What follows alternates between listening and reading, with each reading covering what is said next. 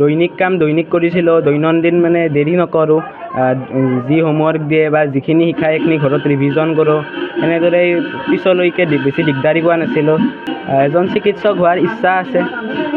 Mobile phone use কৰিছিলানে? কৰোঁ mobile phone use. কিন্তু আজিকালি যিহেতু মোবাইল ফোনৰ সেই নতুনকৈ তোমাৰ আগুৱাই অহা প্ৰজন্মক কি ক'বা?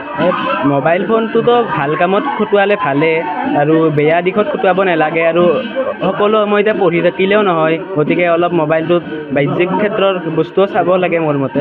আৰ্থিক দৈন্যতাই যে শিক্ষাৰ হেঙাৰ হ'ব নোৱাৰে, তাকে তুমি প্ৰমাণ কৰিলা, কি ক'বা? ভাল লাগিছে, মা দেউতাই কেতিয়াও পঢ়াৰ ক্ষেত্ৰত অসুবিধা হ'ব দিয়া নাই। কিতাপ পত্ৰ আটাইবোৰৰ সুবিধা দিছে, যিখিনি লাগে দিছে। সেইবাবে ভাল ফলাফল কৰিবলৈ সক্ষম হোৱা বুলি ভাবোঁ। প্ৰথম স্থান লাভ কৰিম বুলি ভবা নাছিলোঁ। কি ধৰণে আগবাঢ়িছিলা?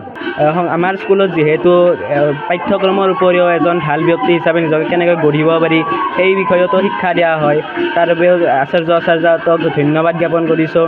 আৰু আচাৰ্যহঁতে ইমান কষ্ট কৰিছে মোৰ তথা আটাইবোৰ ছাত্ৰ ছাত্ৰীৰ বাবে, তাৰ বাবে আজি এটা ভাল ফলাফল কৰিবলৈ সক্ষম হোৱা বুলি ভাবোঁ। ডাঙৰলৈ কিহৰ লক্ষ্য ৰাখি লৈছা? এজন চিকিৎসক হোৱাৰ ইচ্ছা আছে।